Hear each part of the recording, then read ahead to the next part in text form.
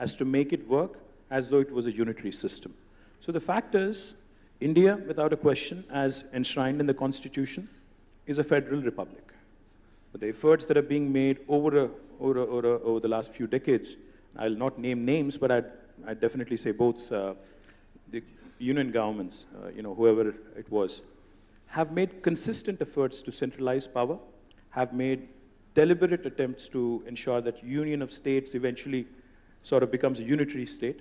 And that is reflected in so many things. In fact, a classic example, as we sit here and speak on the 17th of September 2022, we've had an invasion of sorts in Hyderabad today. In fact, 17th of September 1948 is the day when Hyderabad became part of Indian Union. We integrated into Indian Union. This was exactly 74 years ago. Now, there are different interpretations, different versions. Some people would like to call it liberation, somebody else calls it integration. But the fact is, Hyderabad, the princely state of Hyderabad, became part of Indian Union. Now, if you wanted to celebrate an occasion like this, if you wanted to commemorate an occasion like this, what should the union government do? You should talk to the state government. You should discuss with us. You should seek our opinion. Because after all, we are a democracy. Irrespective of our political ideologies, affiliations, we need to talk to each other. We need to consult with each other. And this is not a political party one-upmanship. This is not a BJP versus TRS. This is the union government versus the state government. So when the state government had its difference of opinion, today, in fact, like I said, we had an invasion of sorts. We have the union home minister here, along with 2 other chief ministers and a couple of other cabinet ministers, who are doing a parallel program to what the state government has envisioned and what the state government has planned. Now, this kind of conflicting message that is being given out by way of competing claims on the same occasion is what is wrong with the federal structure of India today. Just to give you an example. I can quote a number of other things that are wrong, but since this happened this morning. So that's why, in fact, I feel there was a time right after independence where we had a union home minister who would actually flew down to Hyderabad to unite and integrate Hyderabad into Indian Union. Today we have a home minister after 74 years who flew down, who's trying to divide us and bully us, literally bully us into submission of sorts, wanting to subscribe to their ideology, wanting to just adhere to whatever they say, wanting to literally dictate terms to us, which is not acceptable. After all, we are the world's largest democracy, and this sort of, I am superior to you and you are subservient to me kind of an attitude is not something that I think was enshrined or was envisioned by the drafters of our Constitution. Thank you. I think you make 2 very, very crucial points that I hope we can come back to through the course of the conversation. One, on the importance of deliberation as holding the key to maintaining the character of the federal principle. And second, the question of equity. The first among equals, or is there something above as the union and then states come below, which I hope we can discuss in greater detail. PTR, can I come to you to ask you this? On the nature of the fiscal architecture, the Constitution has been often characterized as imagining a relatively centralized fiscal architecture. Some call it the 1/3, 2/3 problem, in that the bulk of fiscal monetary powers rest with the union, but the bulk of expenditure powers rest with the states, creating, in ideal world, conditions for cooperation, but in not so ideal worlds, conditions for dependency of states on the center. How do you interpret the Constitution's framing of the fiscal architecture for India? First of all, thanks for inviting me and having me be part of this wonderful panel. Look, I think I'll just step back a little bit. I think at the heart of the notion of federalism is some component of every person's desire for self-determination and a place at the table where big decisions are made. I mean, that's really what federalism is all about. Nobody should be dictating my outcome without my input in the system, right? And you look at it state to union, or you look at it state to village. It's this notion that in a democracy, there should be some participation and right to self-determination. Also, I think, as KTR pointed out, Ambedkar itself saw this as a function of time. If you look around the world, with economic progress, with increase in population, with increased education levels. You will see greater and greater devolution of power. You will see greater and greater, kind of flow down of decision making, because you get decision making closer to the people. That has 1,000 advantages. But that's how the rest of the world has gone. We started in a very unusual place, as many have pointed out. The words were there, but the design or the intention was not actually evident. I guess we could have gone the way of most of the world and started to see more devolution, more self-determination. In fact, we have seen the exact opposite, particularly in the fiscal space. Almost all direct taxation is with the union. That's very unique in the world. No other country has that much control. If you don't have any input into direct taxation, that means you don't have any right to determine whether you should be a progressive taxation regime or a regressive. All we get to do, at least we used to get to do, was set the sales taxes and the point of sale taxes and the regressive indirect taxes. Now even that we've sacrificed for the GST. So effectively, we have almost no control in the nature of revenue raising for the country. Are we really a socialist country? Are we really taking taxes from those who can afford to pay and using it to provide public goods and services and supporting those who have fallen behind? We don't have an adequate say into that system, number one. Number two, it used to be that 2/3 of the spending was directed by the states, maybe, I don't know. Right now, that's not true, because the way the union government diverts things into cesses and surcharges and then names all these schemes, PM this and, something, and then they say we do partial funding the first year, and then they shift the funding to us the second year, and by the fourth year, we still have to call it PM something, but 100% of the funds come from us. So if you look at the percentage of devolution that comes through share of taxes compared to what comes through grants and schemes decided by the center, and increasingly in this regime, named after one individual in the center, then we have lost that independence or that self-determination or that participation as well. So in every way, from a fiscal perspective, from revenue raising, 90% now with the GST Council there.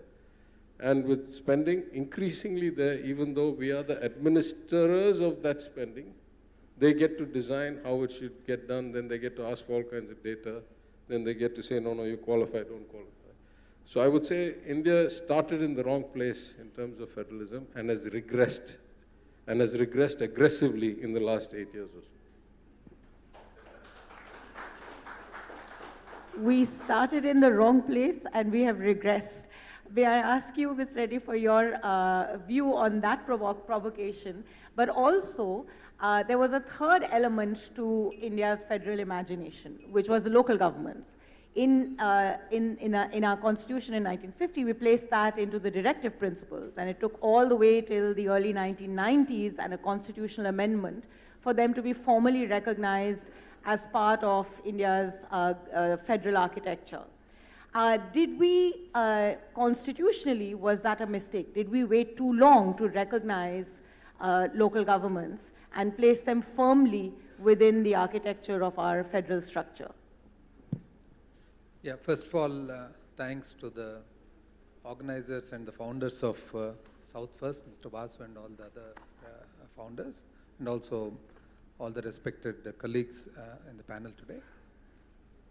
Well, coming to that, Yamini, I think you're very right in saying that it was delayed sizably, and then even after the delay, the 73rd and 74th constitutional amendments that came in order to rectify that delay to some extent also did not actually materialize. Normally, there are two ways. One, the requirement of various areas or territories to come together and be one in order to have a common cause or protection or a common future, etc. The other is to hold territories by way of having a country or a republic.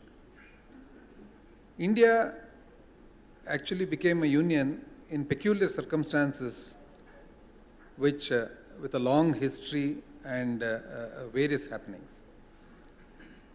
So the aspirations of the people of this country at that point of time when we got independence would be quite different from what the generation of today actually see or perceive. The local bodies should have been strengthened and should have been firmly in place right from day one. Because of the delay and because of it not happening, gradually over a period of time, there arose some sort of a blurredness between the relationship between center and state. Now states are complaining about the federal structure that includes autonomy, that includes fiscal matters. But how much are the states actually looking into the local bodies? How many states actually have empowered Zilla Parishads? How many states actually have empowered the Mandal Parishads or the Taluks? How many states have actually empowered the Panchayats? So sometimes what we do, we get in return. So I feel that this structure, federal structure, if implemented in spirit and objective right to the level of Gram Panchayat, will actually over a period of time stop this change of policy or change of objective which actually was envisaged by the authors of our constitution. Thank you. I hope we can discuss. We have 3 different states here and Kerala. So 4. So I hope we can also look at the differences in local government participation across the different states too, which is such a unique characteristic of our federal structure as well. But let me pick up on this question of, so maybe in 1950 it was somewhat regressive, or at least at any rate there was an imagination of a relatively strong center. But if you look at the arc of independent India, especially after single party dominance of Congress starts breaking, democracy gives you a great vibrancy of federalism. So to Ambedkar's imagination of us moving from unitary to federalism, regional parties start playing a really important role in our national politics as well. Yet, the puzzle that has always been on my mind, why is it in those peak years of very vibrant, in fact, at some point, political scientists would argue that national elections in India are in fact state elections, because it's this coming together of states that is forming the coalitions on in Delhi. Yet very little was done to shift this initial architecture. Shashi, what is your view on that?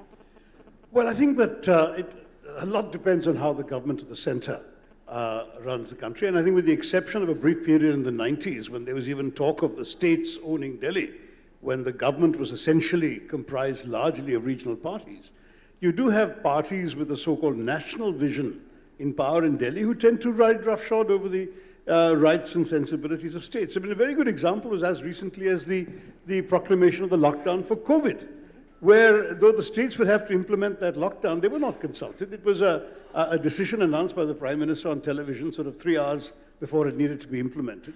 And it was done using a rather obscure article of the National Disaster Management Act. But that was the end of any pretense of federal authority on this. It was just as when Mrs. Gandhi proclaimed the emergency in '75, the states sort of woke up to the news. The same thing happened with the COVID lockdown.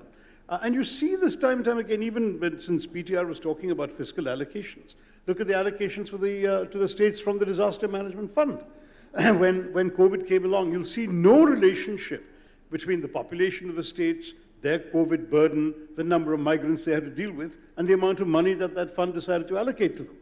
So we're seeing time after time the tendency of those in power in Delhi, using, of course, the argument of the national vision to take those decisions.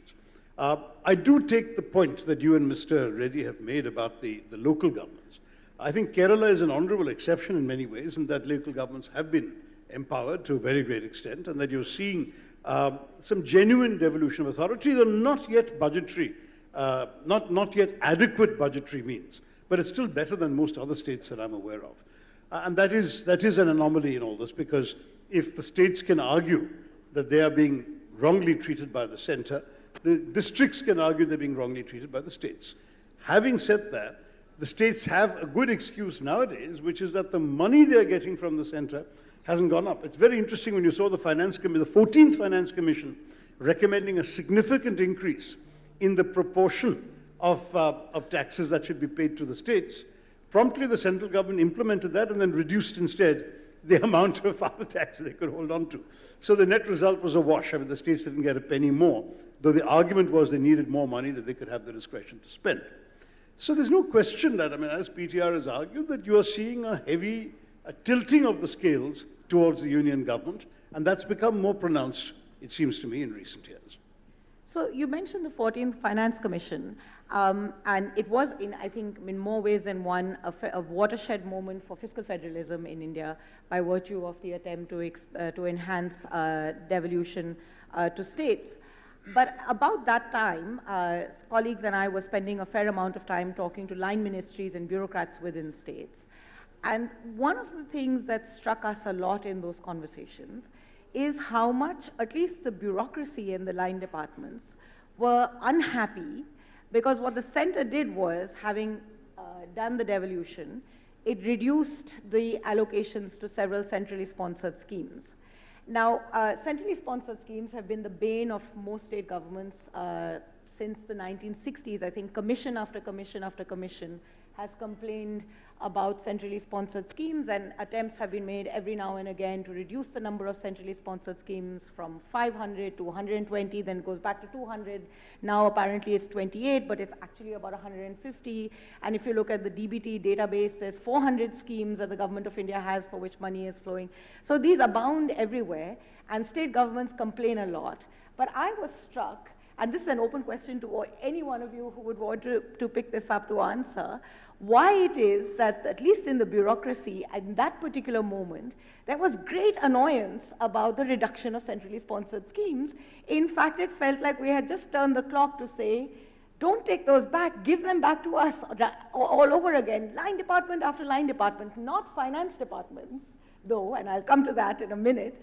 But what is it about the tensions of these centrally sponsored schemes? They've always been there. Politically, it's always been a source of complaining. But whenever they get reduced, the argument is for more. I think Shashi lives in Delhi. He should take this. He has more interaction with bureaucrats. The three of you have full rights to answer that. Let me just quickly jump in. You know, I think when Shashi was speaking, I was thinking of how India has really become, you know, as Tyaga said, I think over a period of time, it has really regressed, and the spirit of federalism really it has come to a situation where now everything is centered around people and personalities. You know, there was a time, with all due respect, when somebody famously said, India is Indira and Indira is India. You know, the whole personality cult thing. Now, something very similar, but even more, possibly more drastic, you know, where stadiums are being renamed, where medical colleges are being renamed, and I'm guessing if the Union Finance Minister has a way, I think the new currency notes also will have, you know, the Prime Minister's image. Possibly they'll even replace Mahatma Gandhi's image. I have no doubt in my mind. Because, you know, we have a situation where it's funny, embarrassing, and also sometimes upsetting. We've had the Union Finance Minister here recently, a couple of weeks ago. She went to a fair price shop in a district about 100 kilometers from here. And she was making a scene out there like a street-level BJP worker, asking the collector, right in front of about 200 people, as to where the Prime Minister's photo in the fair price shop was. Now, the point I'm trying to make is, if we are truly a federal republic, as we are supposed to be, why are we fighting over an individual's pictures and in the institutions that we've built at the grassroots level? I mean, if I can certainly counter it and say, you know, when Modi ji was the Chief Minister of Gujarat, did he put up Dr. Manmohan Singh's pictures in all the fair price shops in Gujarat? I don't think so. The point I'm trying to make is, none of our enactments, none of our legislations actually mandate this kind of cult worship. What has essentially happened, Yamini, in my humble opinion, is, while we are called the world's largest parliamentary democracy, we function like a presidential democracy and not like a parliamentary democracy. Essentially, everything being centralized. And this applies to states as well, by the way. I'm not saying this only about the union government. I'm also saying the same thing about state government. Even the states, as Rajendra said, we do also, in fact, barring Kerala, probably, I think we do not empower our local governments enough. We don't empower our local governments enough. So, yes, what you do is sometimes what you get. Karma is a boomerang, like they say. But the point is, we need to, at some point, draw lines, clear distinctions, and say, okay, now let's define our roles. The defense, railways, and there are certain areas we have simply no role. That should be left to the union government. And what is the union government doing today with respect to Narega? They want to deposit funds from the Narega kitty directly into the workers' account in a village. Now, do the states not get to decide what sort of work needs to be taken up? Kerala may have done some things. Telangana may have done some things. Tamil Nadu would want to do something else. And Andhra might be wanting to do something else. We are all on different stages of learning curve. Now, this is the essence of federalism, trying to ensure that we understand stronger the states are, stronger the country is going to be. Each state needs to align its priorities in tandem with its local governments. In Telangana, we run a program called as Palle Pragati and Pattan Pragati. Today, when Government of India is rated the top 20 best villages in the country, 19 are from Telangana because of this program. The point I'm trying to make is, when we are operating with a focus and when we are trying to up our game, all the union government needs to do is encourage performance and leave it to us to decide what central sponsored scheme that we need to participate in and what we can opt out of. If that sort of flexibility is given to us, as opposed to thrusting things down our throat, I think then we truly will become a strong nation. And as Prime Minister calls it, Amrut Kal and Achhe Din will come fairly quickly. Flexibility in centrally sponsored schemes, PTR, do you think that's part of the menu of solutions to reimagining the federal compact? Yeah, I'm not even clear why we should have centrally sponsored schemes as opposed to giving the money to the people, right? I have a video clip picking up from my friend of then Chief Minister of Gujarat, Thiru Narendra Modi, going on a long exposition. It's in Hindi. I can play it here if you want. Yeah, he says, he says the states have been feeding the poor for decades. All of a sudden, the union comes and says, this is coming from me. What does that mean? All these things, right? So I think there are some clear roles for the union. Foreign affairs, defense, currency stabilization, trade, policies. But when it comes to what is right, I mean, you and I have talked about this before. You've seen so many CAG reports, not our reports, CAG reports that talk about Swachh Bharat scheme toilets built with no water because the union government cannot supply water, only the local body can supply water. Or funds sent and not used because you cannot whitewash a thatched school. Right? And, this notion that somehow you can direct or dictate policy. And then the question then is, what is the intent? Is it to create a kind of cult? Is it to, so, we have an insurance program, or for that matter, PDS. In all of these things, Tamil Nadu was certainly ahead of the Indian average or the design of the union scheme. Then they design a scheme, and then they say, you have to change the name. If you want some share of it to be funded by the union, you have to change the name. We have an insurance program. They want to partly fund some of it. They say you have to put the Prime Minister's image on the card, on the ID card.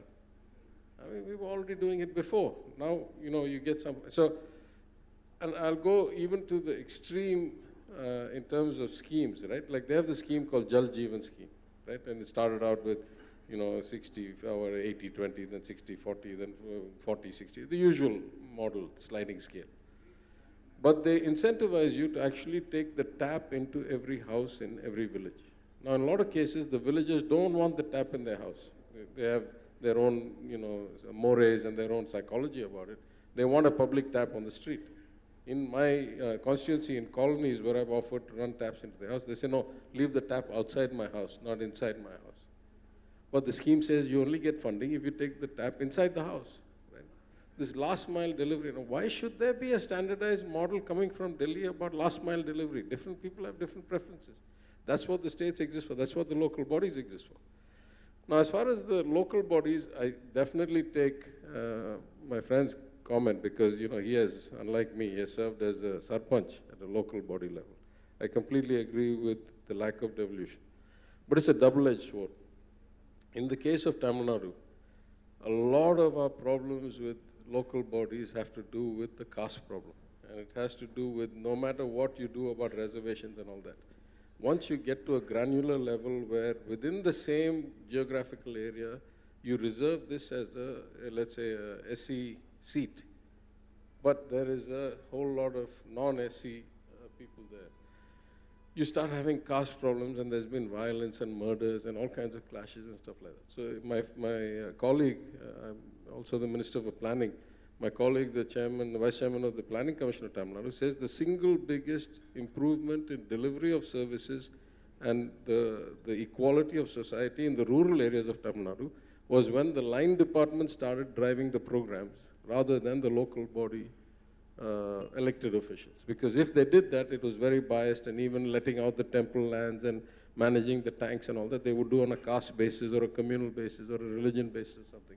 And once you standardize the model from Chennai, then it became actually better delivery. So I completely agree, you can't have it always. You can't say, I want devolution to my level, but not below me. And again, I think time changes things, right? If you have greater education levels, you have greater integration, more harmony, then you do more devolution. And I think some states, and maybe there's a correlation between the communist philosophy and the fact that Kerala has such high devolution, maybe. But I think all parties take equal credit for that. but you know, some of these things should never be aggregated. There is no natural reason for a one-size-fits-all aggregated model coming from Delhi. That's my idea. I think one of the big governance challenges for India is that we still haven't passed out what level of government should be performing what level of function, and it leads to a consistent set of overlaps across the board. I was going to pose the next question, but you've thrown such an important provocation about local governments and the local context that I think, Mr. Reddy, you have to answer that. Because if at the risk of making a too broad a statement out of your somewhat more nuanced point, would it be right to say that the inequalities at the grassroots level should necessitate a little bit more centralization from the state? I'm just throwing this out as a provocation, because I think that's one of the very critical reasons why centralization at the state level has often happened at the cost of deeper devolution to local governments. These things, Yamini, I feel are very state-specific, with in acknowledgement and also due respect to the opinions of my colleagues here. Transgression of responsibilities and duties, overlaps, normally happen vertically. Now, the duty of a local body representative, a sarpanch or a taluk board president is well defined. But the MLA wants to go and see what all is happening, right from laying of drains to roads to water. This is clearly the role of a local body. And the MP also, with the MP-led fund. The MP also. And now, MLA is transgressing into the local bodies, Parliament is transgressing into the legislatures, so is the result with regard to local bodies, legislatures and Parliament. Next comes whether there should be a more centralized monitoring and spending. I believe that in a democracy, ultimately, it is the elected representative who should have supreme power. He is elected by the public. If the public do not like his whatever capacities, there is always a provision to replace him when the period ends. But I have in my own experience seen that anybody who is elected by the public have a far better understanding of the needs of the public than anyone else in the system. And now when it comes to the expenditures that are made, now I, belonging to a state as well as to a regional party, at the same time, to be fair and be objective, the money that is being spent by the center for the schemes, central sponsored schemes, are outside of the money that is already devolved to the states. So when the center spends certain amount of money on CASDS, centralized state development schemes, or the centrally sponsored schemes. So centrally sponsored schemes are 100% spent by the center, and CASDS are partly spent with contribution by the state. So these are framed in such a way based on the requirement. Now, as Mr. PTR said, there are state-specific, and as Mr. KTR also said, state-specific needs are there, where maybe the CASDS have to be, the states have to be given a little more autonomy to design schemes that are more suitable for their requirement. But at the same time, broadly speaking, when the center is spending money for the public, if the state wants to have its own emblem or own mark or trademark, so also we should allow the center to do it. Okay, can I just interrupt for sorry to interrupt. My point is very simple, very straight. I agree with you, and I don't have a problem with centrally sponsored schemes either. The problem arises when somebody tries to impose their ideology. The issue is not centrally sponsored schemes or the larger good that is aimed at for the betterment of the society. That is not a problem at all.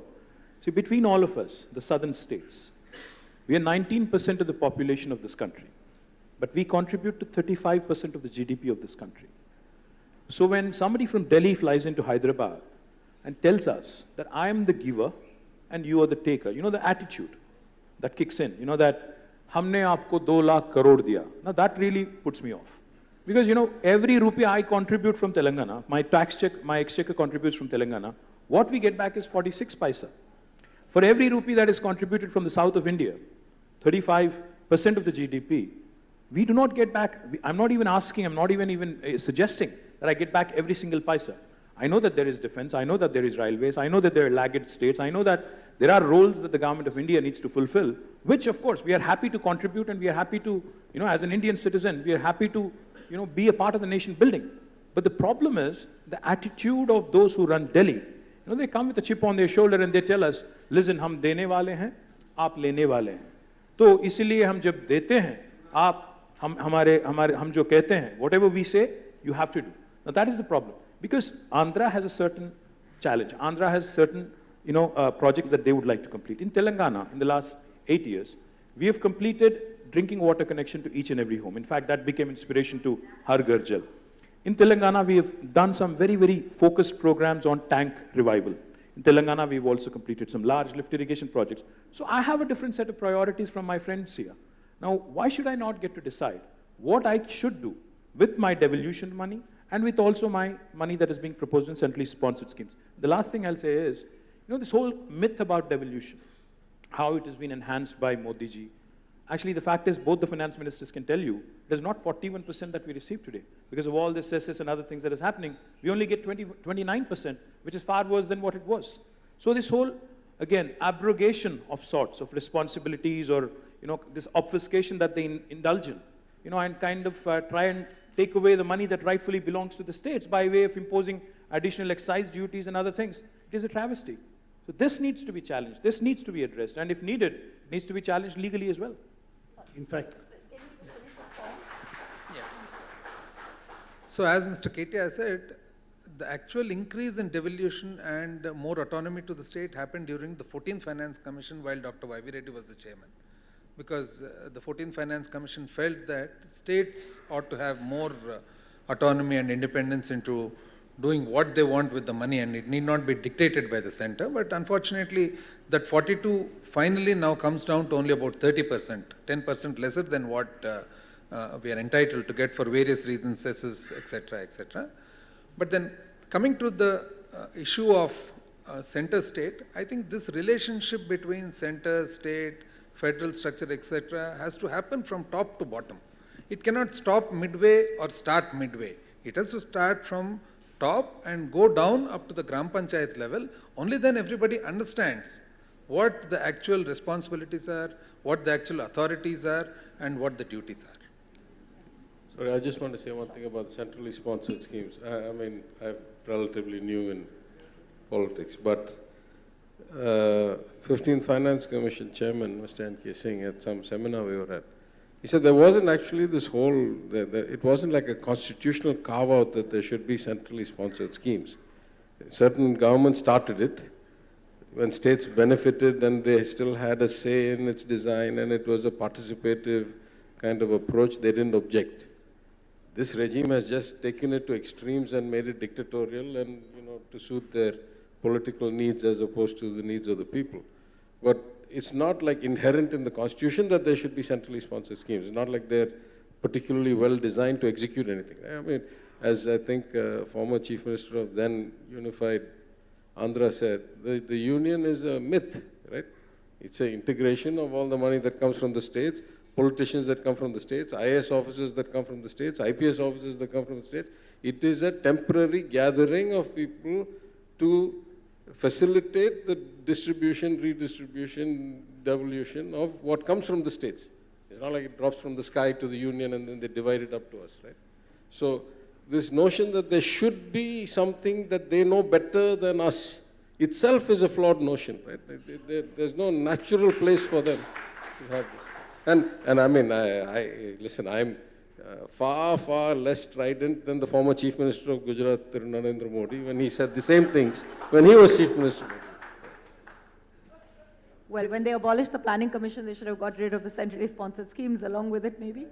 No, but I just wanted to pick up on a couple of things that came from that. In fact, when KTR was talking about how much money Telangana gets back on the taxes it pays, historically, the South has been subsidizing the North. There's very little doubt about that. And other states, I remember Mr. Siddaramaiah, when the terms of reference of the 15th Commission, Finance Commission came out, he pointed out that for every 1 rupee of tax contributed by Uttar Pradesh, the state receives 179 back, whereas Karnataka, rather like Telangana today, received 0.47. And he says, how long can you keep incentivizing population growth? Now, this ties into the question of central assistance because it's again striking, and this is not from him, I was doing my own research. Karnataka meets 72% of its expenses from its own state taxes, whereas Bihar meets just 23%. The remaining 77% comes from central allocations. So, unlike most other federal systems, India's revenues go disproportionately to our worst performing states. And those are usually states with poor levels of education, high rates of fertility and population growth. And the South, where these things are done better and there are high performance states by any yardstick, thereby get short shrift, which is actually going to the heart of the issues of federalism. Because if indeed, as a result of the federal system, you're subsidizing the poorer performing states, in principle, no argument. But if the way in which it's done seems to reward lack of performance, population growth resulting from that particular misgovernance in some of these states, and those who are performing well get penalized. In other words, if Kerala runs much better health outcomes and much better educational outcomes, its reward should not be to get less money from the Center for Health and for Education. But that's de facto what's happening. And this remains a serious problem, it seems to me, and goes to the heart of the whole question as to why many of the southern states are talking to you. I do want to join the others in congratulating the organizers for getting these fine minds from the South together. I think I'm the only one from a non-regional party on this panel, but the idea is precisely that it's high time we woke up to the fact that the South has real concerns. I just have one provocative thought for the finance ministers, and I think for all of us. When we say federal, are we fully federal? Are we truly federal? If you look at the United States, they are also a federal republic. In the United States, this whole question about devolution, collecting taxes and then devolving, as opposed to that, why can't we think and why can't we propose a system where even the income tax, even the corporate tax is actually collected and, deducted at the source? Why should we pay to the center and then go to Delhi and line up each of our finance ministers and, I wouldn't call it a bowl of sorts, but, kind of make a request, plead with them, and then eventually get our money back a few months later? Why can't we actually be a truly, fully federal republic and actually start collecting taxes at the source, including income tax and corporate tax? To add to that, from a northern perspective, how do you then deal with the fact that growth paths have taken our country? When I said that, I mean our share of the income tax and corporate tax. I don't mean the whole thing. So, but I'm just going to throw out one element to this, which is the challenge of inequality. You have such huge convergence, such huge divergence, which all economic theory would have argued over time would have led closer towards convergence, but there's no sign of that convergence, and we still sit within the union. So there has to be equitable sharing. It is a very integrated economy, as we discovered in the times of COVID. The fact that labor and capital moves, it moves from the north to the south, so there is an interdependency. In some senses, it sharpens the federal, it's a sign of a sharpened federal tension, but also a sign of deepened federalism. So how do we balance these two tensions as we go forward in a fairly fraught environment? Let me take the simple question first. Right? I mean, I think certainly we have many examples of societies where income taxes or direct taxes happen at multiple levels. So, you know, both KTR and I lived in the US for many years. The federal government takes some tax, the state government takes some tax, the city of New York takes some tax, the city of Los Angeles takes some tax, right? These are all independent of each other. So certainly at some point we have to say that the power of direct taxation has to be given to the states, whatever the constitutional need for that is. But there's a broader problem here. I think in no federal society are all people the same, right? Like economically, you'll always find better offs and less well-offs. The unique problem of India, and why I said to the 15th Finance Commission in my submission, written submission, I said, if equality and efficiency were the targets of finance commissions, then you all have been miserable failures for 25 years. Because every other society in the world, every other country in the world, the US, China, European Union, wherever, you take funds from the better off, you give it to the less well off, and whatever the measure is, it converges. You know, longevity, health measures, per capita income, education access. It converges. That's what the transfers are supposed to do. In our case, not only it doesn't converge, not only it doesn't stay the same, not only it's diverging, it's accelerating in its divergence.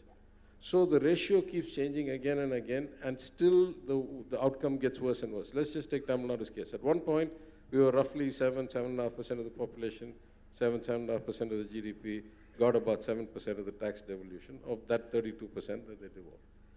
Now we are less than 6%, I think, of the population, about 10.5% of the GDP, and we get about 4% of the taxes. That means for 25 years, these things have been going the wrong way, and we are not getting convergence. So there's something structurally wrong. And what's structurally wrong is not with us. What's structurally wrong is in those northern states where, despite getting massive devolution, despite getting massive transfers, they are not able to improve the quality of people's lives, the average education access, or the social development indicators or human development indicators. So if your measures on which you allocate, you know the formula for the Finance Commission, some population, some gap to actual, all these forest cover, land and all that. Clearly they're allocating the money on the wrong dimensions because they keep on allocating more money and things keep getting worse. So there's something profoundly wrong in the developmental model of the northern states, particularly the Hindi belt, that unless that is fixed, no matter how much money you transfer, you're not going to be able to fix the problem. You can do politics with it, but you can't improve people's lives unless you find out what that is. And I have written in my submission, one main thing they can fix is empower women, ensure girls stay in school, delay marriages, get them, better health outcomes. And they haven't done that. That's really, even a state like Gujarat that has slightly higher per capita income than Tamil Nadu, 50% or so of the girls around 18 are not in school. That's not true in any southern state, right? So there's something structurally wrong that money can't fix that needs to be fixed some other way.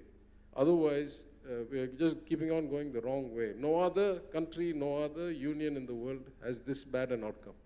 I completely agree with him on how miserably they have failed in the north. But they come here and lecture us, by the way. You have to admire their temerity. You have to really admire their guts and temerity to come to the south, lecture all of us on how to run our states and how to actually administer, and how miserably we have done vis-a-vis them. When the fact is, all the indicators, no matter what you take, all the human development indices, all the social indicators will show you otherwise. There is, I think what both of you are saying gets to the heart of the governance issue. And there is a lot to be learned. That's why federalism matters so much from what different states are doing. So the country learned from the midday meals. The country also learned from Bihar's attempt at giving bicycles to girls to try and bring them, get them to secondary schools. And in all of this, I think one aspect that we haven't talked about much is, and you brought it up in your initial remarks, the question of deliberation, that at the heart of federalism is the idea of coming together to dialogue, to deliberate, to share, to learn, and evolve solutions to these very wicked, hard problems. There has been, Mr. Reddy, if you can reflect a little bit on this, constant attempts in our history of trying to create these so-called sites of deliberation. The Interstate Council, which is now a punishment posting for the bureaucrat. The Planning Commission, everybody said, was filled with all kinds of problems. The National Development Council did not work, so we created the Niti Aayog.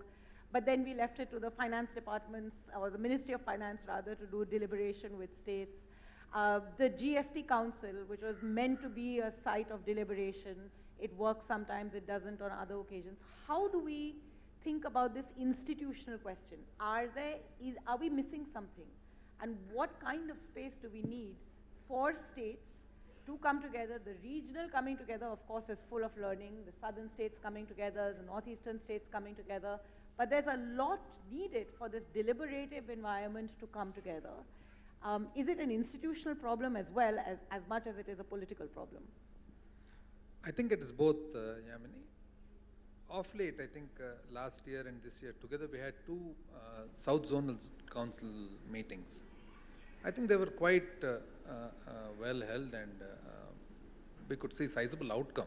Of course, I believe for a very long time Zonal Council meetings were not held. But again, coming to the fundamental question is, are we a union or a federation? Now, I know it's very difficult not to be speaking for autonomy, not to be speaking in favor of regionalism or sub-regionalism. Because once you speak about unitary, then it becomes dry. But at the same time, India, is it a federation or is it a union? Even though we have certain elements or quite a lot of importance given to the federal structure, we are basically a unitary country. That is the reason that more of power we have to reconcile and accept. Probably the reasons at that point of time would have been different from many other countries. Now you look at Russia, you look at what's happening in the UK, you look at Spain. See, everywhere you have this sub-regionalism to such an extent that there is a constant friction between the union and the states or the independent units. So for India to be one, there are various issues where we have to be large-hearted and given. Now, for example, I'll take the case of northeastern states. They barely have anything for them. It is the duty of us to support them.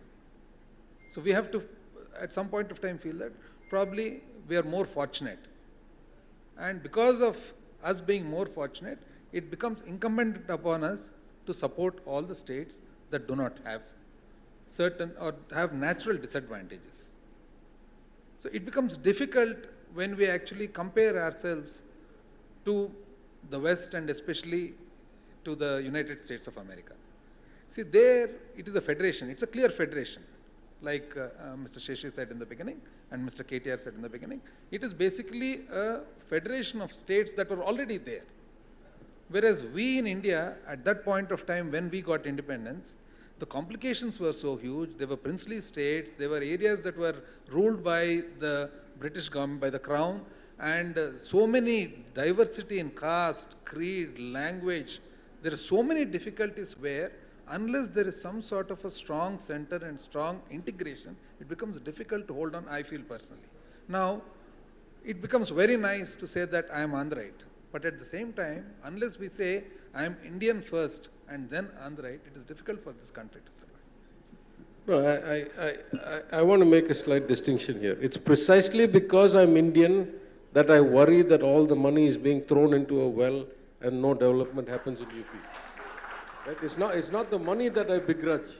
It's that hundreds of millions of fellow citizens are not getting development, are not getting growth, are not getting access. So it is because of patriotism. I'm not saying I don't want to give the money. I'm saying we are, just like KTR said, we are happy to contribute. We are well off. We are lucky. We have been well governed. we are educated, we want to help. But we should get something that helps our fellow citizens. If we keep on transferring the wealth and it keeps on going into, nothingness, into smoke, that's what we're concerned about. How do I say this? If it was just a zero-sum game that says who gets more, who gets less, etc., then it's a pointless debate. Why do we come to public life? We're not, just trying to, it's not like going to a casino and, rolling the dice, right? There should be some future vision of a better tomorrow than today. And that better tomorrow, it is hard to imagine a country where hundreds of millions of people get left behind, and yet there is a better tomorrow. They also must participate in this.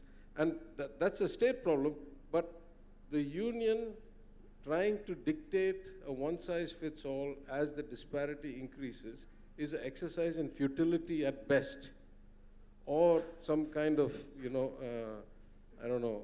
megalomania at worst. If I can just add a little bit to this. 42% was the devolution, vertical devolution by the 14th Finance Commission, and 15th Finance Commission actually made it 41. 1% going to the Union Territory of Kashmir. At that point of time, there was a lot of comment on why do we have to give that? But is it right? If we are not coming forward to give that 1% to an territory called Kashmir, on one point of view, you look at it from the state point of view, it might sound to be state advantages to the state. But when you look at it from the country's point of view, is it correct? That's my question. Go ahead. I just had one quick point.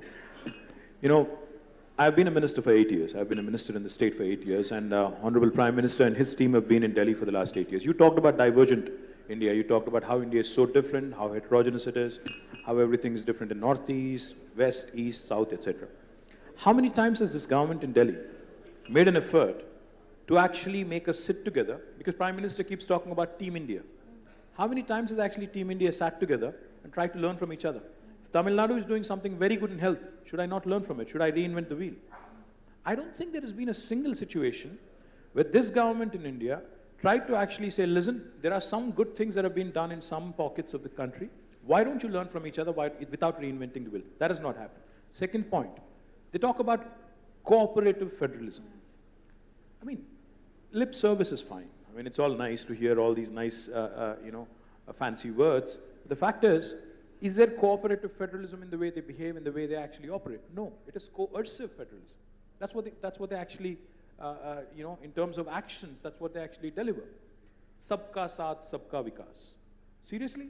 Has it been happening? Has it really happened? I don't think so. In fact, last point I would say, somebody was joking when I was walking in. I was preparing because, there are some very, very sharp minds here. So I figured, I should prepare. And somebody told me, this Prime Minister, for him, GDP is not gross domestic product, but for him, it's only Gujarat Development Program. That's all he knows. That's all he understands. Where is Sabka Saath, Sabka Vikas in this country? It's all, Gujarat is the epicenter of everything. I'll just give you one example. In Telangana, we had launched what is called as the Hyderabad International Center for Arbitration and Mediation with the help of some legal luminaries. We wanted this to be, we wanted to compete with Singapore, Dubai, London, and we wanted a lot of arbitration disputes to be settled here. The state would gain some revenue, will make it also an attractive place to do business, etc. What should the government of India do in such a case when the state actually launches something on its own? At best, support us financially, give us some backing. At worst, at least don't create something which will be a hurdle. And that's exactly what they've done. They've gone ahead a couple of months later, announced in Gujarat a new center with complete center backing, a new center which is contrary, which runs exactly contrary to us. So the point is, this whole spirit that they talk about, unless it translates into action, this country will never truly be a fully federal republic. So at heart, it is a political, not an institutional issue. Yamini, if I can intervene for a minute. Federalism, as I don't have to tell any of you, is not just about the fiscal. It's not just about the. It's not just about the fiscal space, right? As Justice Selmeswar pointed out in the morning session, for example, NEET. How does one common entrance examination work for a country like India? Tamil Nadu is fighting back what it feels imposition of Hindi, right? As representatives from the South, what do you think are the areas where the diversity that this country is known for is sought to be trampled upon? So I think that question gets to the heart of where I think we should shift gear in this conversation, which is precisely this. The federal principle is also about accommodation. It's about enabling diversity to cohere. And in some senses, at least in the 1950 imagination, the strong center was part of precisely doing this. We've now come a long way from there. In this present moment, how does the centralization that we've all spoken about now sit with this need for accommodation, of the coherence of diversity, of the coherence of difference? Well, I'm genuinely worried about this because you're looking at a situation where this precise logic that in a country, a union made up of divergent states at various stages of development, of literacy, of various human development indicators, there must be a sense that there is, if you like, the common nationhood that belongs to all of us should be a winning proposition for all of us. But now we're facing, for example, in 2026, just 4 years away, the lapsing of the 91st Amendment, under which the political authority in this country, that is seats in Lok Sabha, were allocated on the basis of the 1971 census, even though it was already 25 years out of date when Mr. Vajpayee renewed it. It was brought in again so that we wouldn't needlessly open up a situation in which the states that were performing well would be punished, as it were, for their performance in terms of reduced population by also losing the political power that comes with higher population. So that this became a rather sensitive situation. I know in democracy, one person, one vote and so on means that as some of our northern states have completely grown out of control in terms of population, they should be entitled to more seats. But the result is going to be a serious disenfranchisement of the southern states. And it's only 4 years away, and I think it's time we start thinking about it. So far we've been discussing money, fiscal allocations, those are real concerns. But what happens in a situation where, particularly with a fairly strong majoritarian party in power at the center, at the union government, which has a Hindi, Hindustan, Hindutva kind of agenda, how do we then see the southern states in a position in which collectively, for example, the South is unable to even prevent a constitutional amendment? If tomorrow, after 2026, the political representatives of the northern states have a 2/3 majority, what's to prevent them, for example, declaring Hindi as a national language, which many have tried to do, but have always been prevented from? These are also fundamental questions. There's a political dimension to the unitary impulse that I think we will have to confront sooner rather than later because it's just a few years down the road. There's the larger project, of course, we've got a building coming on stream where there's going to be enough seats for 880 people. Are we going to find our parliament being converted into some equivalent of the Chinese People's Consultative Chamber, where Mr. Xi Jinping comes in and makes his declamations and these 880 or whatever 1,000 people there ritually applaud their tables and that's about it in terms of meaningful debate? These are questions that I think it's time we start thinking about, particularly in the South, because the southern states are going to find that one of the rewards for their good economic performance, low levels of fertility of women, empowerment of women, education, and thereby lower population, that one of the rewards for that is going to be a loss of political power in the union. How do we deal with that? Anyone amongst you wants to comment on Well, I this think really important point? we have to collectively start campaigning and actually meeting more often and actually start making the case, because I think Shashi is absolutely right. We have, between all 6 states in the South, right now we have 130 Lok Sabha seats. But if that is going to be reduced by a large number, then I think the voice from the South, which has performed well, and for penalizing a performer, literally incentivizing a non-performer, is a travesty of all, in all forms. So therefore, I think we have to get our act together, cutting across, the various states. I mean, if I say too much, then I'll be called an anti-national. I'll be accused of being a secessionist and wanting a a new country in the form of South India, etc. So I don't want to go thus far, but I'd rather say under the larger rubric of India, I think all of us, like Rajendra said, we're all Indians first. We all love our country more than possibly, you know, the people who run the country right now. But the fact is, yes, back in 1980s, when family planning was a big deal, South performed much, much better than the northern part of India. Now, you cannot penalize us. You cannot actually stifle our voice by way of cutting down the seats. I think we have to get together, cutting across political parties. Maybe in the next couple of months, we'll request our Honorable Chief Minister either to take it up in the Southern Region Council or otherwise. And I think this affects all of us. So a collective voice is something that we have. The need to reimagine our federalism is now becoming very clearly a visible issue on the horizon. Are there other aspects to this reimagination? There have been 3 issues that make their way into the national debate on a fairly regular basis. And I'd like both of you to reflect on all 3 of these. One is, do we need to go back to the union and state lists and reimagine the allocation of roles and responsibilities, both keeping in mind that there is a lot more integration, so things that states used to do now cut across state borders, so how do we manage that, as well as the fact that the union has taken over sets of roles that constitutionally were at the state level. The second question has been around the role of the institutions, like we talked about a little bit earlier, interstate councils, the absence of a planning commission. And the third issue of reform that comes up repeatedly is representation, not just in the Lok Sabha, but also in the Rajya Sabha, which was in some ways to be a representative of the states and doesn't necessarily play that role anymore. So is there scope, as we reimagine federalism, to also look at these 3 aspects of reform that come up, or is the national debate barking up the wrong tree?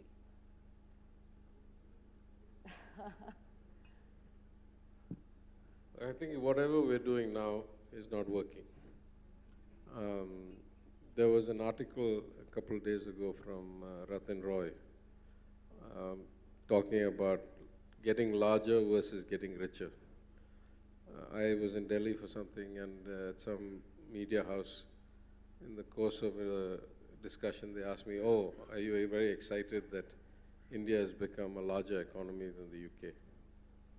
I said, "Not particularly. I mean, if you tell me that the average citizen's life has improved, if they have better access to clean drinking water and, you know, garbage-free street, that excites me.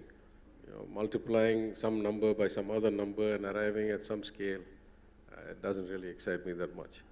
He went on to analyze it even more deeply, which is the point I want to make here. Right? We have this perception that the labor from the poorer northern states comes and finds work and helps our economy. All true.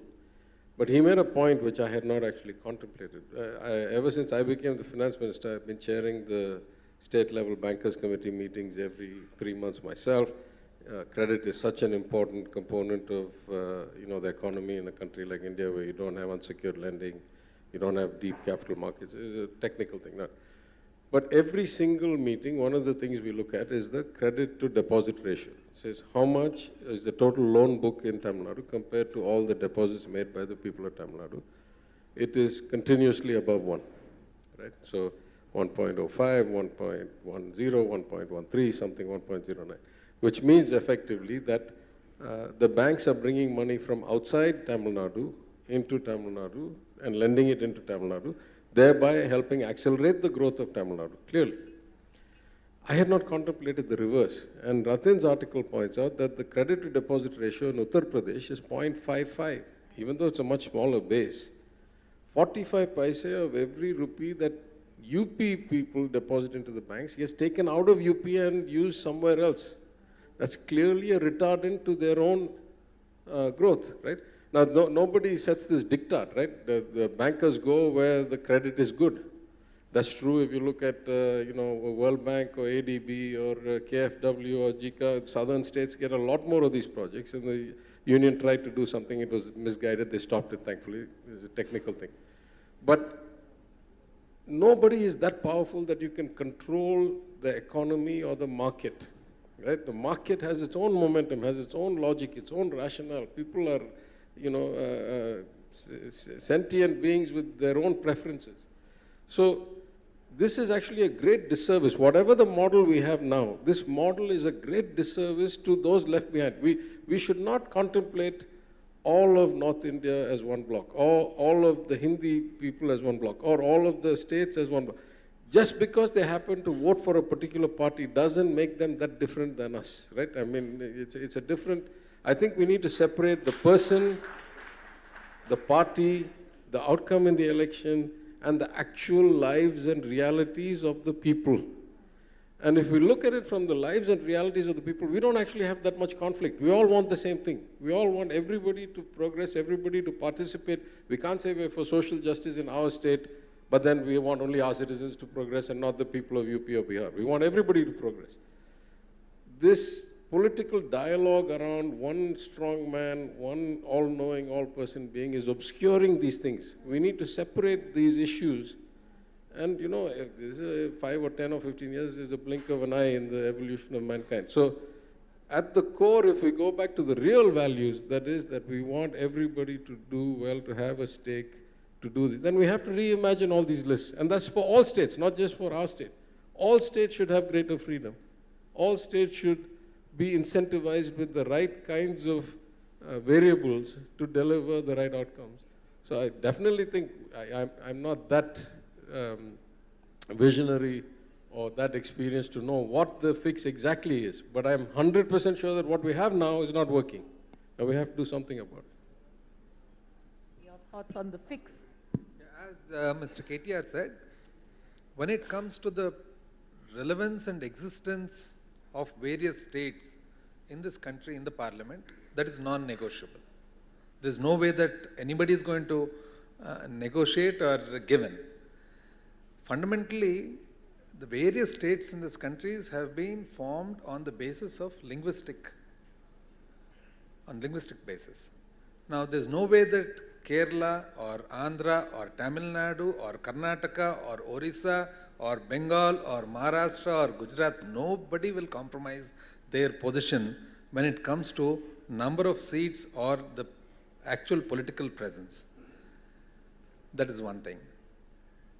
So that, I think, when the appropriate moment comes, it is quite natural that everybody will come together and not let anything happen where their existence itself will be in question.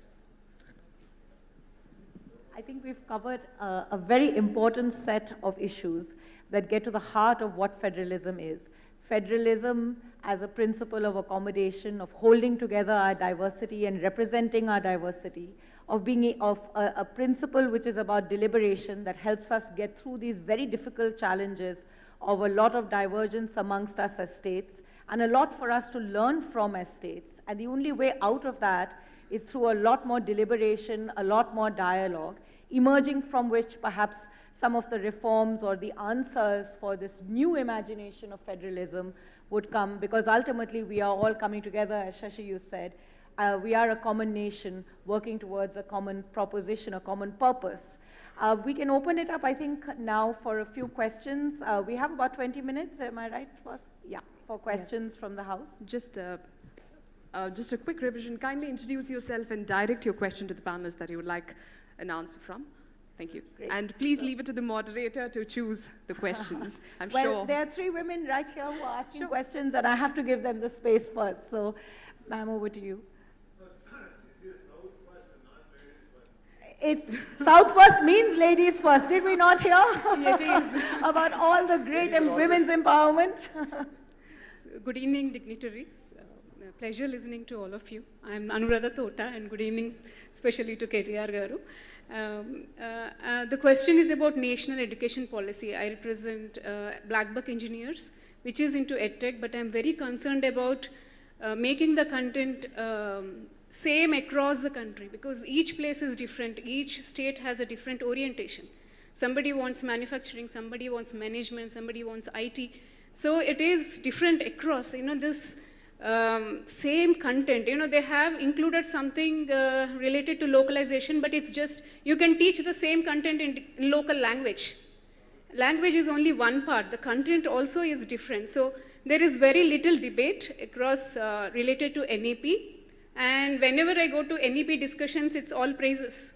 But I feel actually concerned about it. So request KTR Garu to talk about this. Well, I completely agree with you because like it was pointed out, I think we need to start aligning our priorities with the kind of prevailing conditions that we have in our respective states. For instance, we just talked about NEET, the Common Entrance Examination. And in fact, Honorable Chief Minister of Tamil Nadu wrote to us, he has actually deputed a couple of members of parliament to us, and he had asked us if we should support their line of thought. But when we actually started digging into statistics, we realized that the students from Andhra and Telangana actually have been performing rather well in NEET. In fact, we've been the beneficiaries of NEET. So the point I'm trying to make is, each of us in our own states have different challenges with respect to what we want to set as targets in terms of our education curriculum as well. For instance, in the state of Telangana, our strengths are life sciences, information technology, and of course the areas where these two converge. We also have aerospace defense, logistics, textiles, etc., etc. So when I am designing my curriculum, I would rather have something where I play to my strengths, where I want my children, my local students actually gaining gainful employment in the industry that I'm actually trying to attract, rather than trying to study something which is completely unconnected or which is completely not known, not relevant rather to us.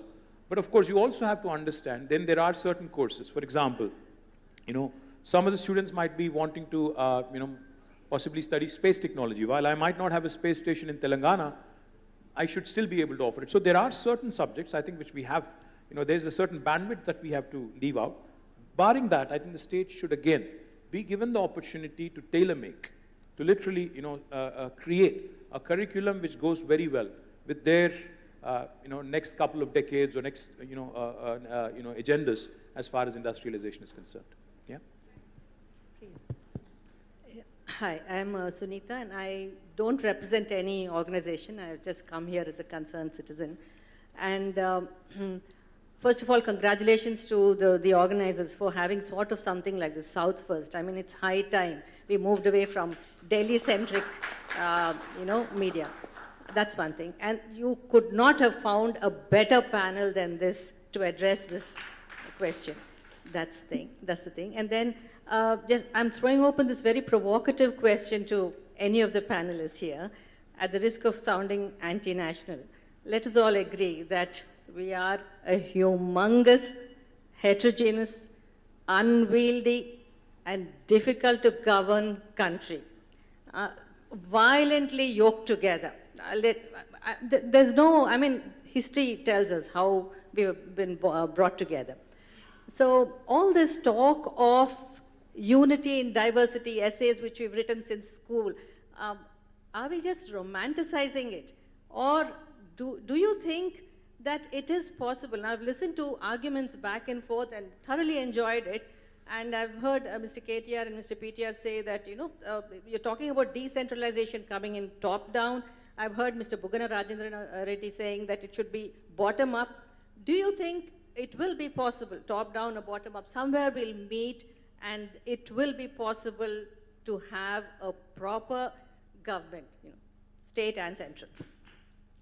Well, I don't think it's particularly romanticizing the idea of India, because honestly, I do believe there's been a civilization impulse towards national unity going back thousands of years. I think that this is a magnificent experiment to bring together the diversities in one space.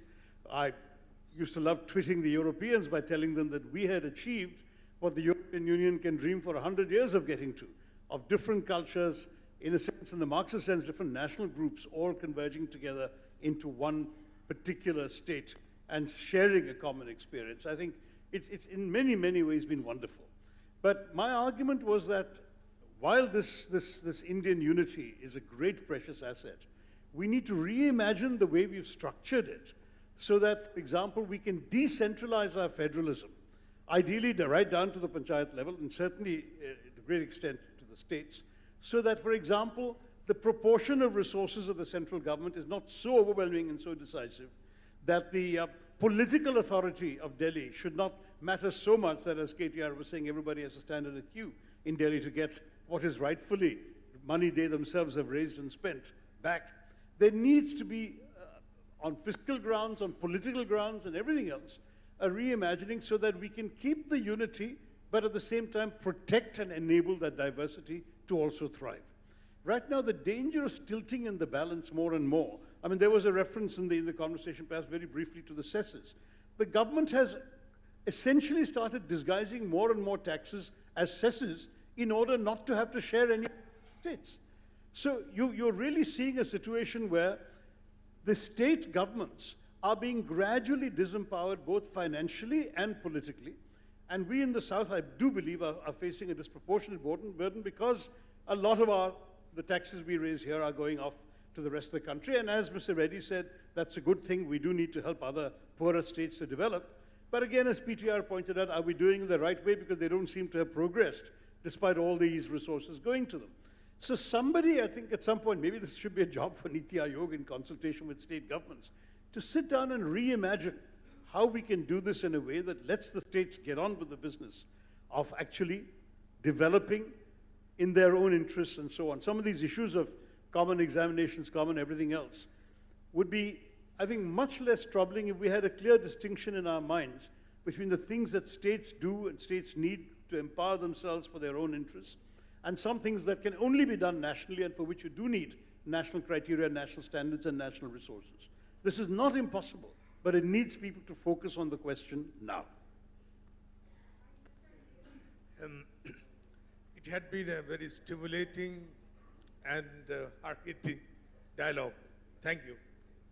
I want to raise one issue which I think is very eminent and would have very significant implications for state Are you only talking finances. to your political opponent, or are you talking to all of us? To all of you. No, in fact, to the finance ministers.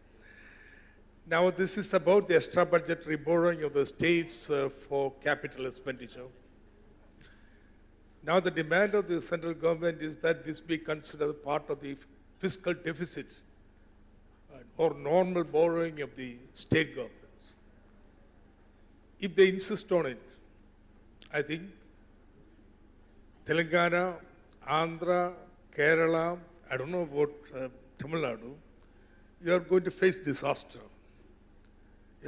Fiscal space for the coming few years is going to be totally erased. And this is not an issue that can be individually negotiated. It's something that requires collective action, legal and otherwise. Particularly when the central government, they have never complied with 3% fiscal deficit. Average has been 4+. While on the eve of COVID, state government fiscal deficit is only 2.75. So I would like the finance minister to respond whether you will be considering possibility of a collective resistance to this move. I'm not a finance minister, but I'd like to respond to this. Sorry, can I just Yes. make use of my role as moderator and just request one, because there's lots of hands, so can we just take 2 questions at a time? I think the lady there had a question as well, and then you can respond to both. Sure. Please. Mr. Isaac. Thank you for giving me an opportunity. I'm Poonam Kaur, and this is a question for all of you and asking just as a citizen. For a democracy to survive and thrive, we certainly need a strong opposition. Whereas we see in many states that they're enjoying the monopoly. And in this position, how do we really say that the center is unfair or the state is unfair? Nobody is really looking at democracy on the whole. Secondly, sir, this question was especially for you. Bugna sir, for you. We have heard a lot of arguments about the center being unfair to South, and there have been arguments where, there's a lot of difference the way they behave. And having the strength that you have, would you, looking at the situation in Andhra Pradesh, not really ask for special category status? Are we losing it out because of our political selfishness? KTR sir, first I would like to thank you because on the 75 years of independence, when I went to Pochampally and I tweeted, you've actually released the pension for the weavers, and I really want to thank you for that. And I want to ask you, because you've been tweeting a lot about taxes, Is it not true that state is also enjoying the taxes at the same time as the opportunity to abuse the center? Isn't it hypocrite? To you, sir, Dr. Tharoor. Sorry, last one. Dr. Tharoor, would you take the opportunity for a South Jodo Yatra so that the democracy survives? Thank you. Well, I'll take Mr. Isaac's question first. You know, the Fiscal Responsibility Budgetary Management Act that was enacted in 2003 has clearly, outlasted its, intent is what I would like to believe. Because for a growing economy, which is growing at 7, 8, 9%, and for a state like Telangana, which has grown at a CAGR of 15% over the last 8 years, you cannot look at debt as a burden. In fact, if you ask me, for a growing state, debt is a future investment if you're investing in capital expenditure. If you're investing in productive sector, if you're investing in a sector which is going to actually pay you back, then it's actually an investment, it's actually not a debt, first thing. The second thing is, in fact, Mr. Isaac would agree, when in 2003 the act was enacted by the UPA, it was envisioned that even the center would actually comply. But in the last 18 years, they've flouted it, they've amended it at least 18 times. Now, you can't have two set of rules, for both governments. The central government, while it talks about, debt GDP, debt GSDP, they keep pointing to us that, you're overshooting. They're at 60%, a state like Telangana is at 25%, but we still get told that, you're not behaving. And the last thing I'll tell you, to penalize us, to choke us, to strangulate us, and to tell us that, listen, you're not in compliance, the SPVs that have been borrowing, the corporations that have been borrowing, to look at their debt burden and to actually put it on us, on the state, as, covered under our FRBM, and to put it retrospectively is something that I will certainly challenge. I will definitely, work with Mr. Isaac. I would definitely go to the highest court in the country because it affects my state, it chokes my state, it chokes a growing state, and it's a travesty. So that's to Mr. Isaac's point. Now, Poonam, I thank you for supporting handlooms. You said we are hypocritical. I don't think we are at all because, we are a proud contributor to this nation. I'm proud that Telangana is a contributor. We are only 2.5% of India in terms of population, but we contribute to 5% of GDP. So अगर आज कोई bridge बन रहा है गुजरात में, महाराष्ट्र में, तमिलनाडु में या कहीं और, मुझे कोई उससे दिक्कत नहीं है, बट मुझे इसी बात से फर्क पड़ता है, this cultural political hegemony कि हम देने वाले हैं, आप लेने वाले हैं, उस बात से मुझे फर्क पड़ता है, क्योंकि हम contribute कर रहे हैं, हम किसी के subservient नहीं है, किसी के subordinate नहीं है. तो इसीलिए मैं बस नहीं इतना ही कहता हूं, अगर आप तेलंगाना आते हो दिल्ली से, आके थैंक्स बोल के जाओ, आके यहाँ बिरयानी खाओ, ईरानी चाय पियो, बहुत अच्छी चाय है हमारी, तो बस you please behave in a respectable fashion. You cannot come here and tell us and dictate terms to it and basically tell us that we are not performing when we actually have done rather well. We have the largest per capita income in the country. When 2014 it was 1,24,000 rupees. Today it's 2,78,000 rupees. Our GSDP has risen by 130%. We have outperformed the union government on all benchmarks.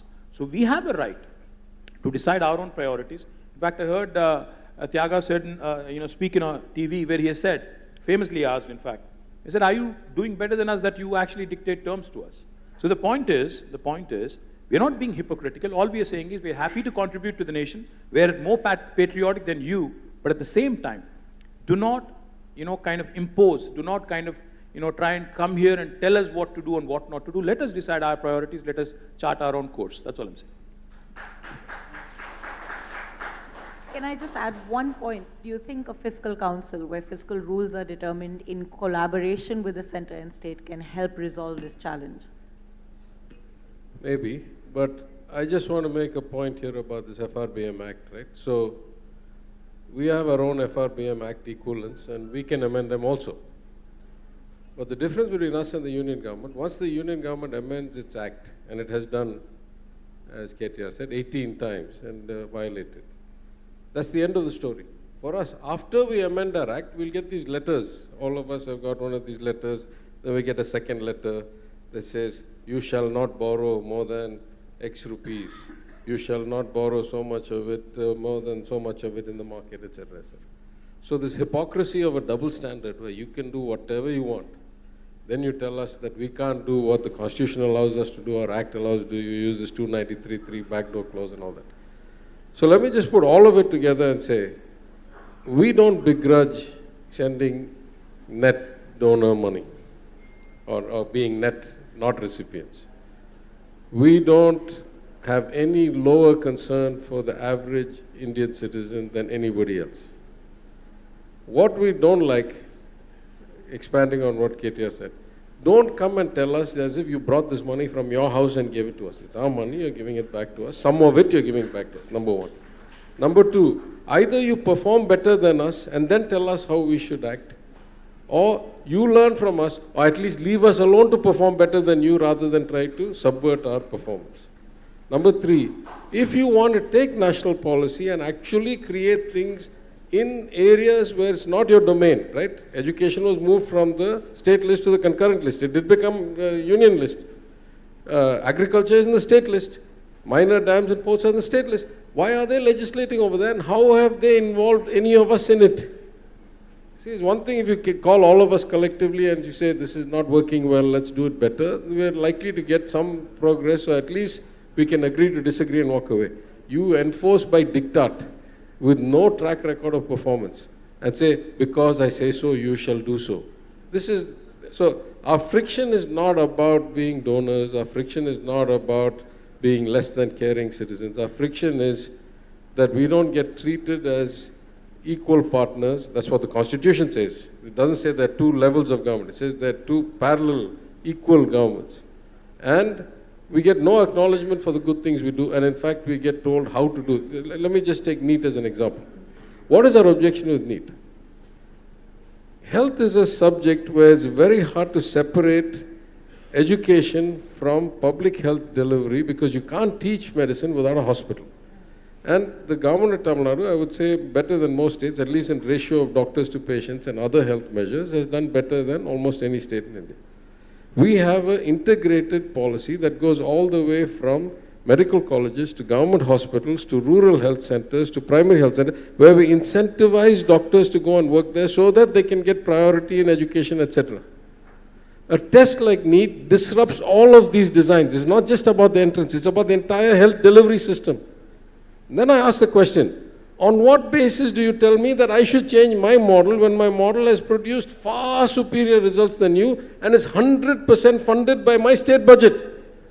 It's not your money. You haven't done better than us. Why should you tell us how we should run an admission test? We will give priority to SC and Dalits. We will give priority to rural students. We will give priority to state schools. That is our health system. It has produced phenomenal results and brilliant doctors all over the world. On what basis do you believe you know better than us? Why should we listen? It's not even your money, it's our money. It's not even a central grant. It's the state of Tamil Nadu allocated 20,000 crores in the budget to run the health system. So this is the attitude that we don't like. Otherwise, we're willing to play with anybody on anything. We're willing to participate, to discuss, to come out with better outcomes, right? Is this big brother or big daddy or, messiah complex that we have a problem with? So the first question being Dr. Isaac's question, the fiscal issues. In fact, I completely agree with the rest on this. The reason being 60% of the expenditure normally is borne by the states, whereas 60% of the revenue goes to the center. So there's a whole lot of difference, and the responsibilities and the duties of the states are far more citizen oriented than the union. Union has certain responsibilities in the form of defense, certain infra that is common to all the states and to the country, etc. But something that is closer to the citizen is primarily the state's responsibility. Therefore, we cannot have two sets of rules. One borrowing rules for the states and one borrowing rules for the center. Whatever is there has to be common. The same FRBM rules applicable to both, the same conditions applicable to both. Because ultimately, if all the states contribute to a nation, all the citizens are Indians, then the debt of the country becomes the debt of the citizen. If the debt of a state is equally distributed to the citizens of the state, the debt of the country also becomes equally distributable to the citizens of the country. Therefore, here we have to be on common ground, them and us. And coming to Poonam's question about special category, It is actually a very solemn assurance and promise given to the state of Andhra Pradesh during the reorganization of the state. During the reorganization of the state, it is like almost after a long time, you send your manager away without even telling them why you are sending him away. And while sending him away, you tell him that, okay boss, I'm going to give you an apartment, and you don't give even that. This is what has happened. And at that point of time, the special category, whatever assurance was given, should have been implemented immediately. Normally what happens, Poonam, I don't know if you have traveled by train ever to Mumbai. You have? Okay, then, in case you travel by train, if you are on time, you reach Bombay Central on time. By any chance, if you are delayed in Kalyan, you wait till afternoon. You can never get there. So this is the same case.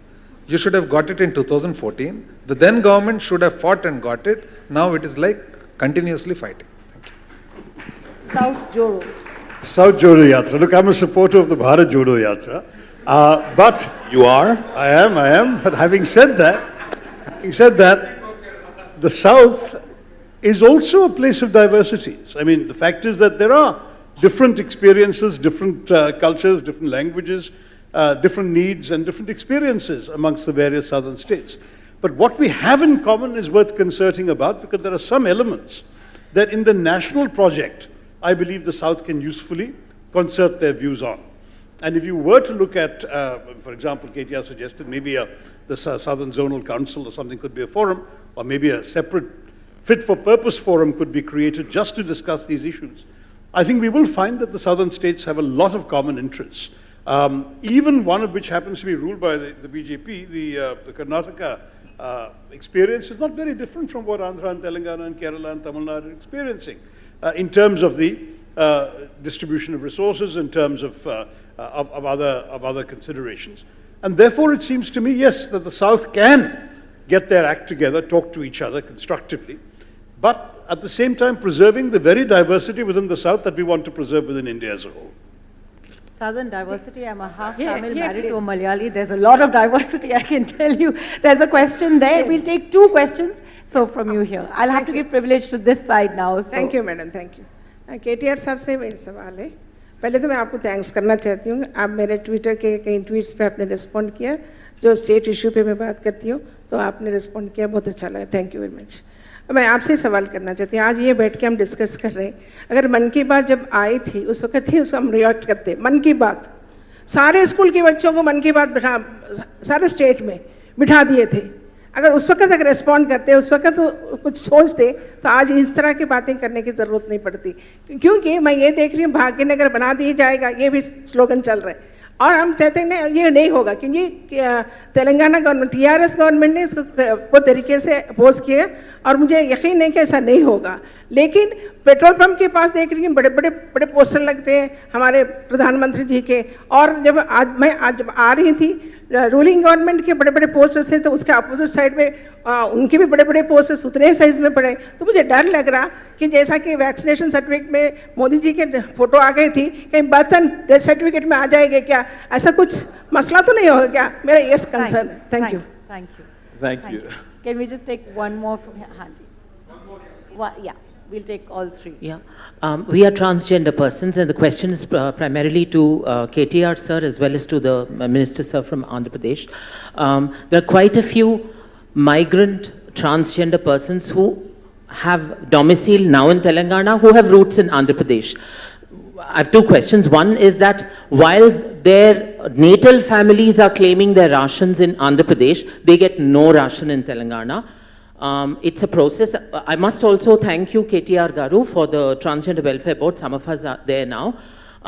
From the time I asked you the question 4 years ago at Bharat Anenenu, we've come some distance. Thank you for that. The second question is, again, this is a South issue. The state of Karnataka has thankfully given 1% reservation. I would exhort you all to give a little more than that if possible. Thank you. Okay. In order to accommodate both questions, can you just keep them short? I know you've been waiting, sir. Yeah. No, this gentleman here, he's been waiting for some time. Can you just pass the mic to this gentleman here? He's been waiting for some time. Thank you. And then if you can just give him a mic too, so we can take both questions quickly. Thank you, KTR Garu. So, my name is Bhaskar Pinna from USA. Just I want to give one question to you. So, the discrimination among the states, right? How can we overcome that? So, one nation, one India. So, the humanity is a religion. Then how can we take over to the India, like instead of this religion and religion politics? So humanity is a religion, right?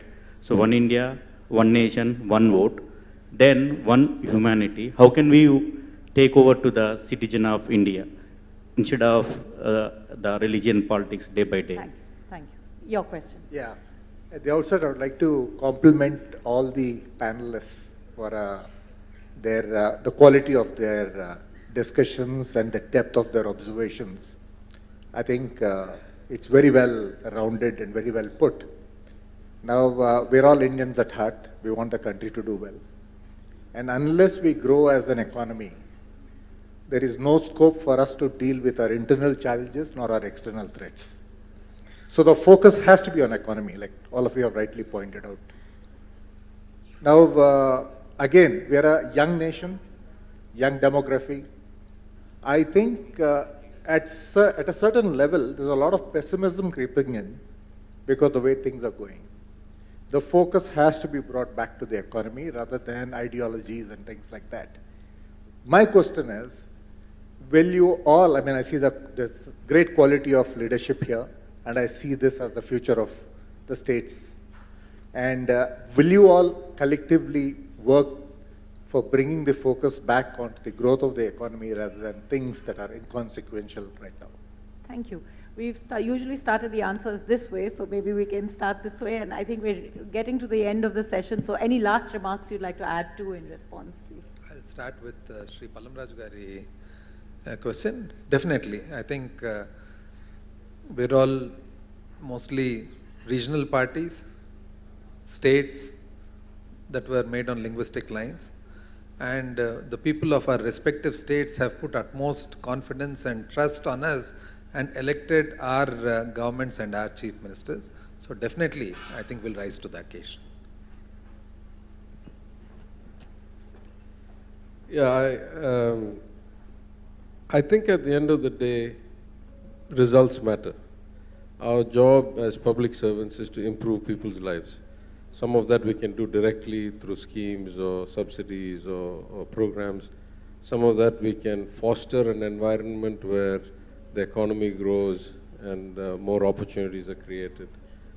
But we must all hold ourselves accountable to some concrete outcomes, and if we feel we're making progress, then that validates everything. You know, we all come with different philosophies into public life.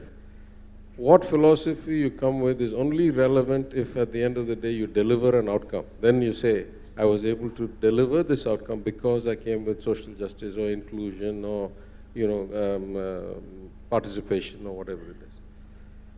What worries me about the country, if I look at the last 8 years, the agglomeration of power in one or two sets of hands has kept on accelerating.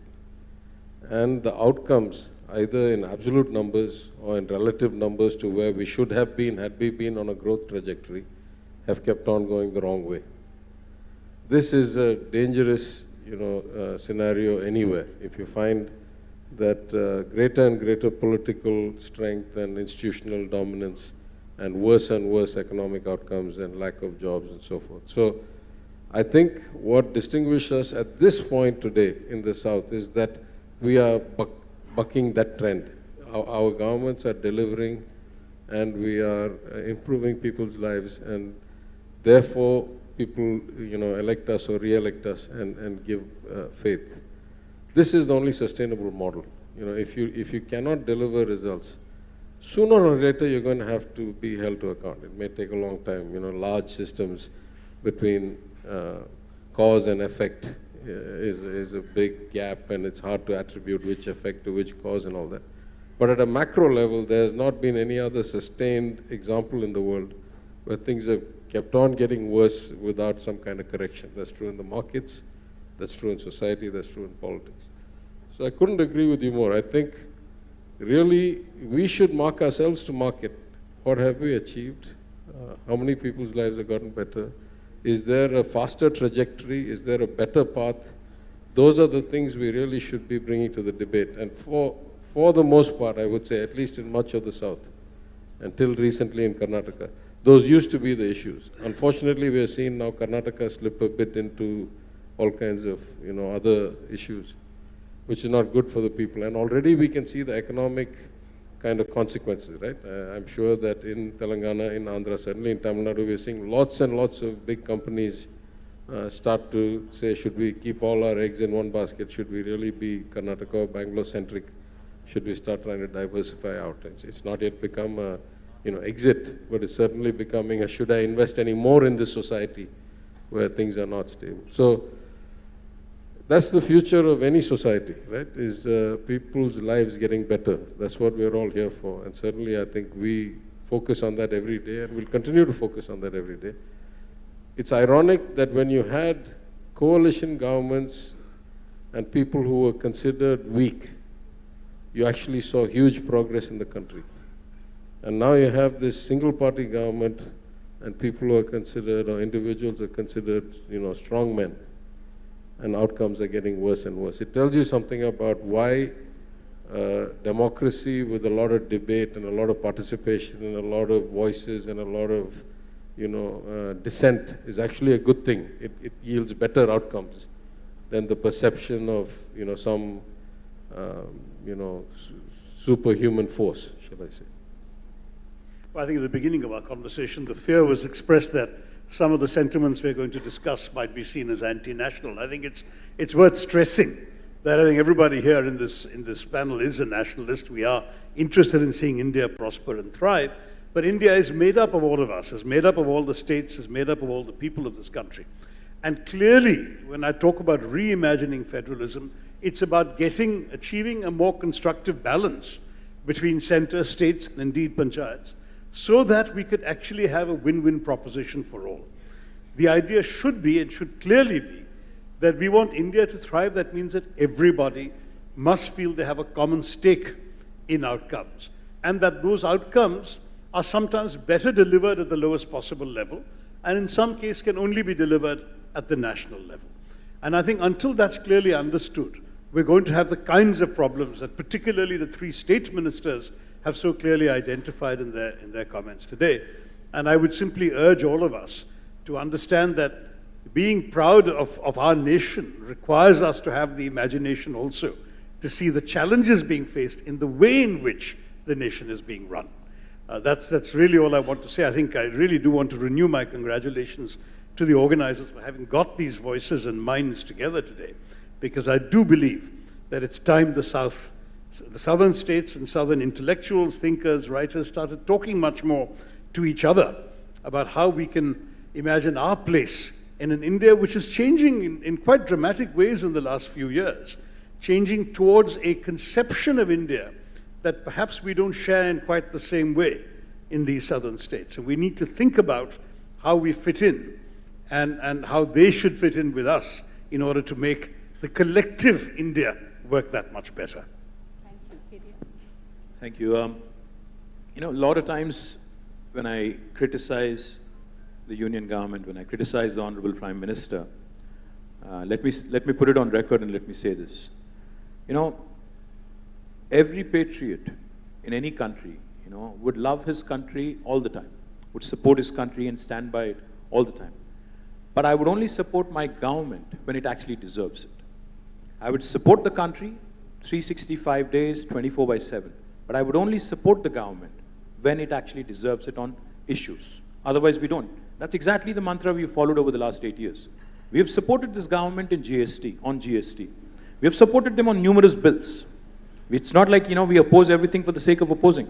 But the fact is, in the world's largest democracy, if you do not open up and talk about real issues, Pallam Raju Garu spoke about economy. I think that's paramount. For a growing country with large population, 140 crore people, unless we get our economics right, unless we ensure that the economy is on track and it is not derailed because of our myopic policies, we are going to hurt the long-term interest of this nation. So it is our bounden responsibility in a vibrant democracy going back to Madam's question as well, कि हमें डर लगता है कि ये होगा, वो होगा, society में anarchy आ जाएगी. I'll only tell you one thing. I think a vibrant democracy needs a vibrant opposition.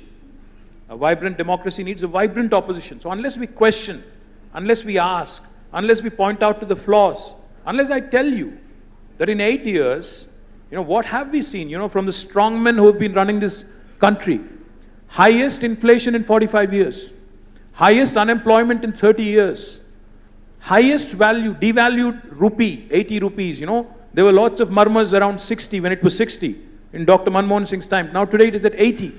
We have the highest number of poor people in the world after COVID. We have just recently surpassed Nigeria. And unless we talk about it, unless we debate these issues, attention would be constantly diverted to nonsensical issues. And those nonsensical issues are about, getting the attention on halals, hijabs, and all other things which are actually redundant and nonsensical in the context of our larger country, larger interests of this country. So I absolutely agree, sir. Our single-minded focus over the last 8 years in the state of Telangana has been to improve our economy. Our economic fundamentals are strong. We've focused on basics.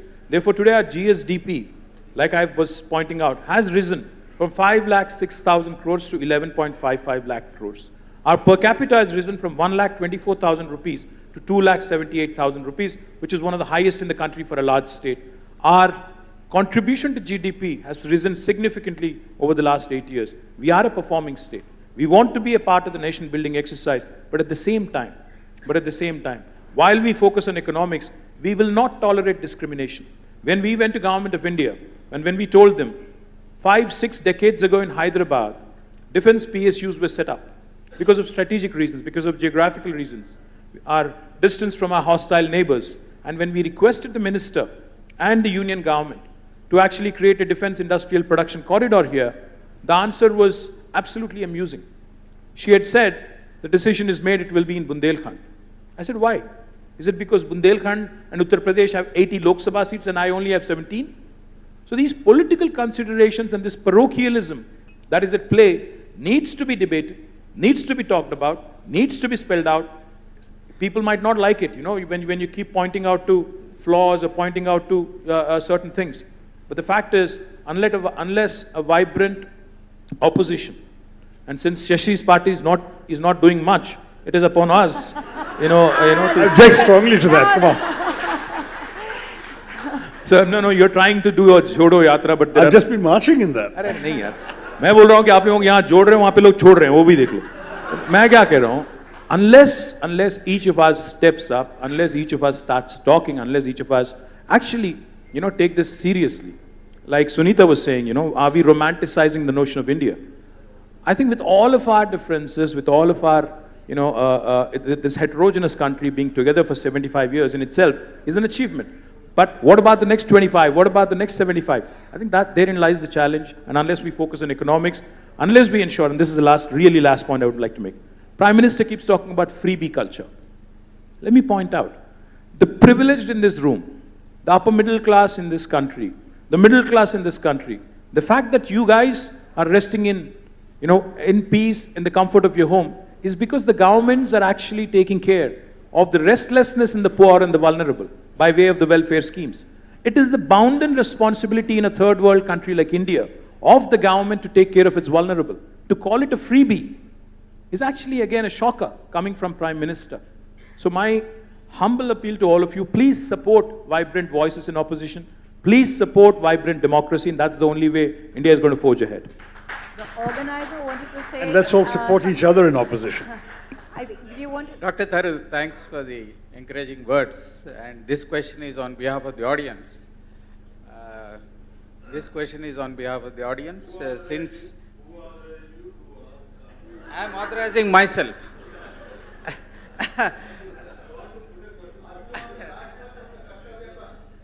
So, as representative of the South, most people would like to know when you are filing your nomination for the Congress presidency. Well, the notification is only coming out on the 22nd, so at least... I know you are a diplomat. You can skirt the most difficult questions, but still. On that note, Do we have, I'll defer to the organizers. Do we have time for this one more question? Just, if we can keep it short, he's been waiting. Unfortunately, I think we have a time constraint. Just 2 minutes so that we can close. It's a straight question, half-minute question. I don't know how much time the answer takes. Being a politician, I may not be able to spell it out. I may not be able to canvas for it. But is it not the time for us to unitedly work for a production-oriented subsidies and whatever, I was the person who piloted the free electricity bill or act in the country. But don't we think that it is the time now for us all, let us support all have-nots, let us support all people who deserve every way of support in education, in health, in everything else. But is it not time for us to link it with the subsidies or the so-called freebies with the production and take the nation forward? Thanks. I think, does anyone want to give a quick answer? I don't think we can, unfortunately, because we really are out of time. But I'm sure that they can take your question outside of this. I think that it's often said that the future of India rests with the states of India. I think if there was ever an illustration of why federalism matters, it matters because the voices and views of states collectively come together to make the nation. It matters because argument, debate, and deliberation make the nation, and federalism is the means by which these principles come together. I think this panel has been such an important illustration of just this. It's a spirit that we're losing, but I think quite clearly it's certainly not lost. It's being fought for very hard, and it will be back in all its robustness, because that's the future on which India will grow. Thank you. Thank you. A panel par excellence indeed, and thank you all, the speakers.